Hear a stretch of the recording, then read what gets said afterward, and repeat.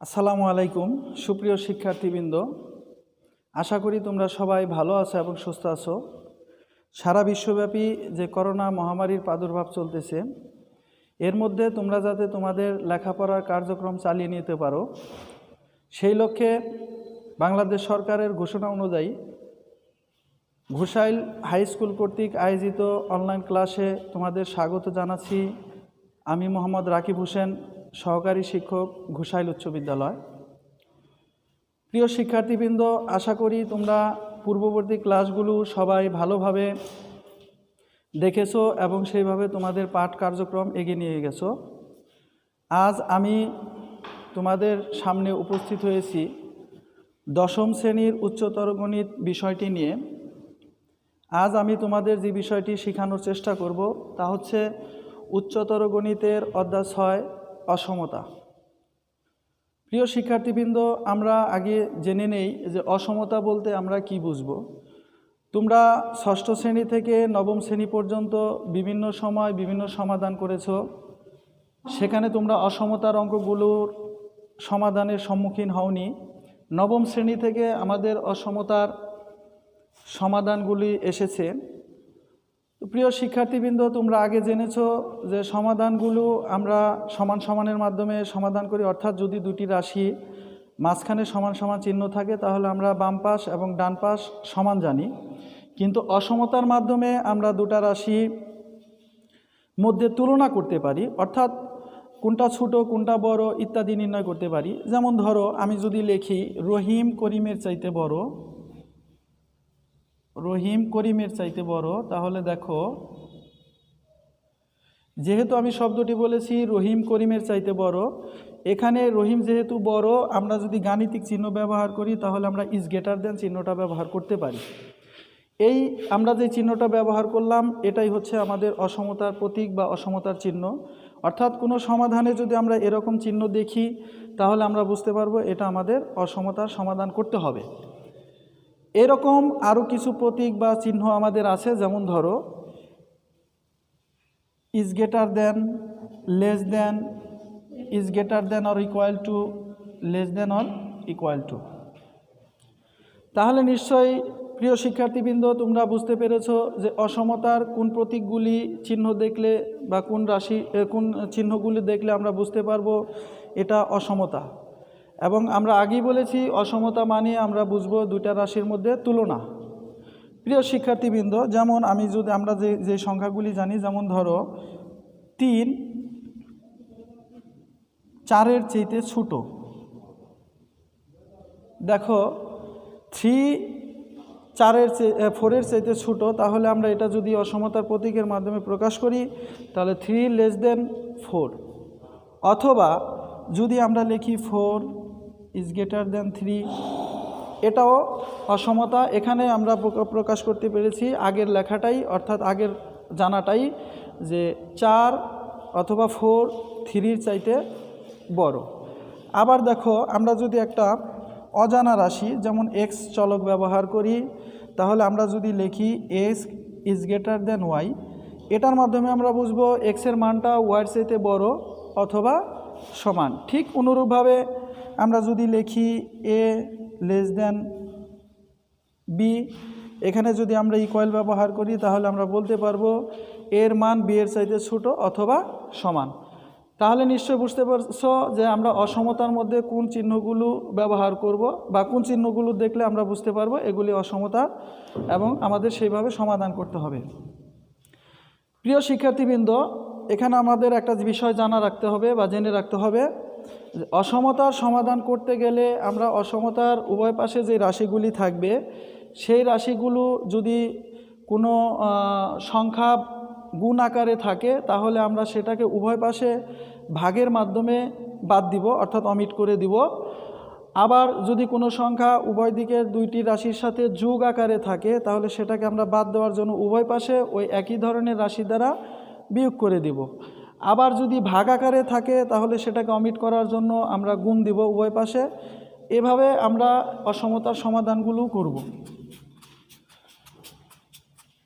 এখানে আমাদের নৈর্ব্যক্তিকগুলোর জন্য কিছু বিষয় জেনে রাখা দরকার। অসমতার কিছু বিধি আছে। দেখো অসমতার বিধি 1 নাম্বার, যদি আমরা এ ইজ গ্রেটার দেন বি, এই কিছুক্ষণ আগে আমরা জেনে এসেছি এ ইজ গ্রেটার দেন বি, এই কথাটার অর্থ হচ্ছে এ বি এর চাইতে বড়। আমরা প্রিয় শিক্ষার্থীবৃন্দ, আমরা যদি এই লেখাটাকে এইভাবে প্রকাশ করি, দেখো একই লেখা, কিন্তু এই জায়গাটায় আমরা যে চিহ্নটা ব্যবহার করছি সেটা ইজ গ্রেটার দেন, পরবর্তীতে যে চিহ্নটা ব্যবহার করতেছি সেটা হচ্ছে লেস দেন। অর্থাৎ আগে বোঝানো হয়েছিল এ বি এর চাইতে বড়, পরবর্তীতে একই কথা বি এর চাইতে ছোট, তাহলে মূলত কথাটা একই হলো।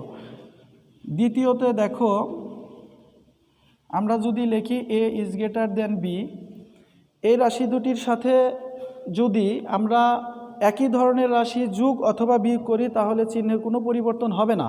অর্থাৎ আমি বোঝাতে চাচ্ছি, যেমন এ প্লাস সি যদি লিখি, is greater than B plus C যদি লিখি, তাহলে দেখো আমরা উভয় পাশে একই প্রতীক বা একই সংখ্যা সি যোগ করেছি, তাহলে এই জায়গাটায় আমাদের চিহ্নের কোনো পরিবর্তন হবে না। অনুরূপভাবে আমরা যদি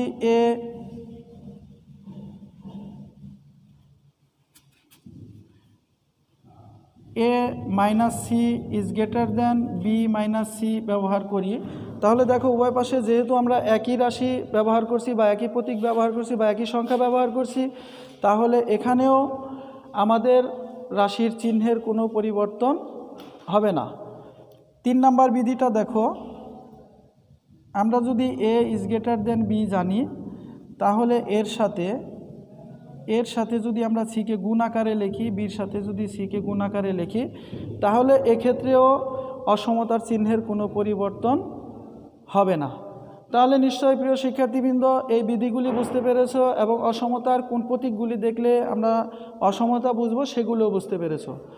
তাহলে প্রিয় শিক্ষার্থীবৃন্দ, আমরা এখন তোমাদের অসমতার প্রথম যে অধ্যায়টা আছে, অর্থাৎ 6.1 অনুশীলনী 6.1, এই অনুশীলনী 6.1-এর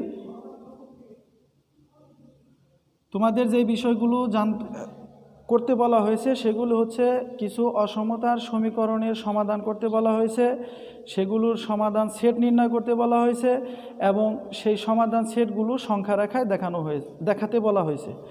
প্রিয় শিক্ষার্থীবৃন্দ, তোমরা 6ষ্ঠ শ্রেণীতে সংখ্যা রেখার বিষয়গুলো জেনেছো, তারপরও তোমাদের মনে করিয়ে দেওয়ার জন্য আমরা একটু আলোচনা করে আসি। দেখো, তোমরা সংখ্যা রেখায় শিখেছিলে এরকম আমরা তীর চিহ্নটা ব্যবহার করি যাতে এই রেখাটা অনেক বড় বা অনেকগুলো সংখ্যা যাতে আমরা লিখতে পারি। দেখো, আমরা যদি 0 ধরি তাহলে প্রত্যেকটা ঘরকে সমান দূরত্বে, যেমন 0-র পরে 1, 2, 3 ইত্যাদি লিখতে পারি। অর্থাৎ 0-র বাম পাশে আমরা সংখ্যাগুলোর ধনাত্মক সংখ্যাগুলো লিখব আর বাম পাশে আমরা ঋণাত্মক সংখ্যাগুলি লিখতে পারবো। এই কাজটা তোমরা ফ্রি হ্যান্ডে অথবা স্কেলের মাধ্যমে করতে পারো। তাহলে এটা তোমরা নিশ্চয়ই ছোটো ক্লাসে থেকে ভালোভাবে আয়ত্ত করে এসেছো যে 0-র বাম পাশে আমরা ধনাত্মক সংখ্যা, ডান পাশে ধনাত্মক সংখ্যাগুলি লিখব এবং বাম পাশে ঋণাত্মক সংখ্যাগুলি লিখব। এখন আমরা একটি সমাধানে চলে যাই। তোমাদের অনুশীলনী 6.1-এর 2 নম্বরে যে সমাধানটি আছে আমরা সেই সমাধানটি নির্ণয় করার চেষ্টা করি। দেখো, আমাদের প্রদত্ত অসমতাটি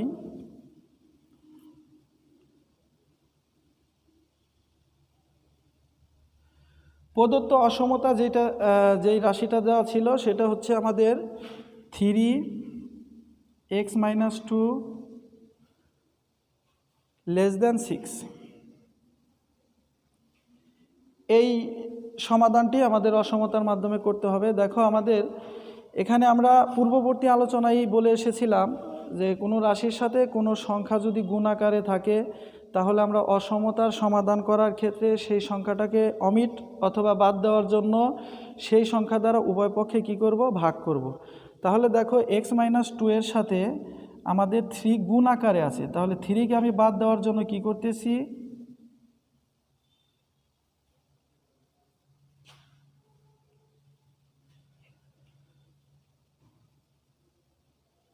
আমরা সাইড নোট হিসেবে লিখতে পারি উভয় পক্ষ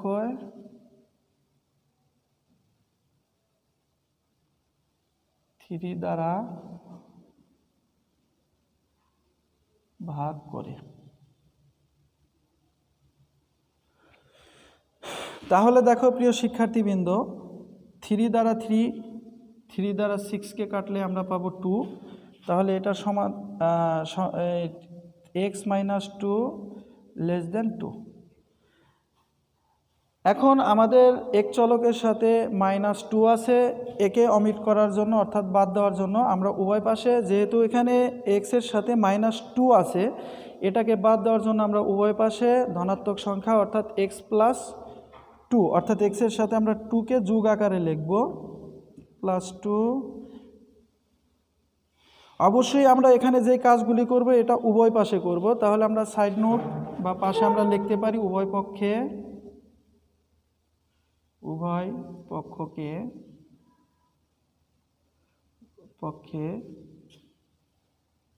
2 যোগ করে।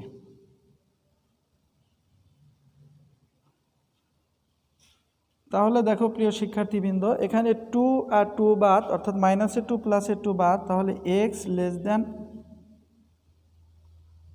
<4। তাহলে আমরা নির্ণয় সমাধানটা পেলাম কি, x এর মানগুলো 4 এর চেয়ে ছোট হবে। তাহলে x বলতে আমরা কি বুঝবো? x বলতে অবশ্যই আমরা বাস্তব সংখ্যা বা রিয়েল নাম্বারকে বুঝবো। তাহলে আমাদের নির্ণয় সমাধানটা কি দাঁড়ালো? সুতরাং নির্ণয় সমাধান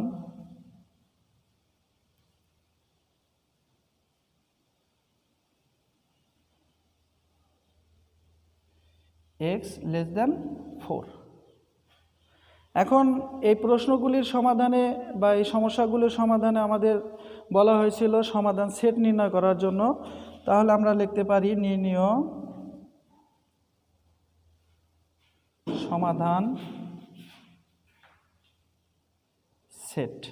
তোমরা জানো যে সমাধান সেটটাকে, সেটের বানানের প্রথম অক্ষর যেহেতু s, আমরা বড় হাতের s ব্যবহার করব। আর কিছুক্ষণ আগে আমরা বলেছি যেহেতু x এর মানগুলো রিয়েল নাম্বার বা বাস্তব সংখ্যা এবং 4 এর চেয়ে ছোট, তাহলে তোমরা জানো সেট প্রকাশ করতে আমরা সেকেন্ড ব্র্যাকেট ব্যবহার করি। তাহলে x belongs to r such that x belongs to r, এখানে rটাকে আমরা এক পাশে বোল্ড আকারে লিখি, কারণ রিয়েল নাম্বার বোঝাতে একটা পাশ একটু মোটা কালিতে লিখতে হয় অর্থাৎ বোল্ড অক্ষরে লিখতে হয়। তাহলে আমরা সমাধান লিখতে পারি x <4। তো প্রিয় শিক্ষার্থীবৃন্দ, আশা করি তোমরা নিশ্চয়ই সমাধানটি বুঝতে পেরেছো এবং নির্ণয় সমাধান সেটটাও বুঝতে পেরেছো। এখন আমাদের যেই কাজটুকু বাকি রইল সেটা হচ্ছে সমাধানের সমাধান সেটটাকে সংখ্যা রেখায় দেখানো। তাহলে প্রিয় শিক্ষার্থীবৃন্দ, আমরা যদি সমাধান সেটটাকে সংখ্যা রেখায় দেখাই,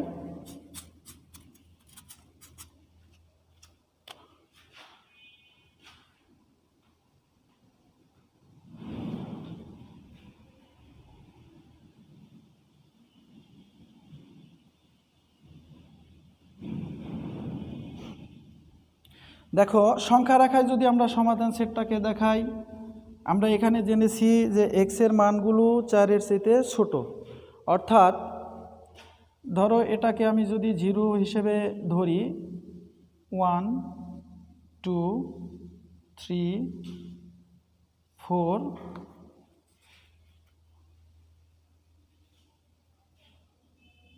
5।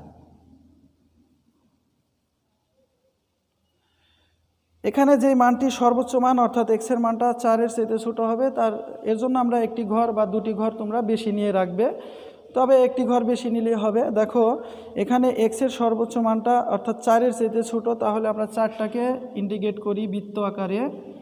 যেহেতু 4 এর চেয়ে ছোট, তাহলে আমরা 4 এর বাম পাশের যে জায়গাগুলি আছে সেটাকে আমরা বোল্ড অক্ষরে বোল্ড করে দিতে পারি বা মোটা করে দিতে পারি। এটার মাধ্যমে বোঝানো হয়েছে যে x এর মানগুলো 4 এর বাম পাশে অর্থাৎ ছোট যেই মানগুলি সেগুলি সমস্ত মানগুলোকেই বোঝানো হয়েছে।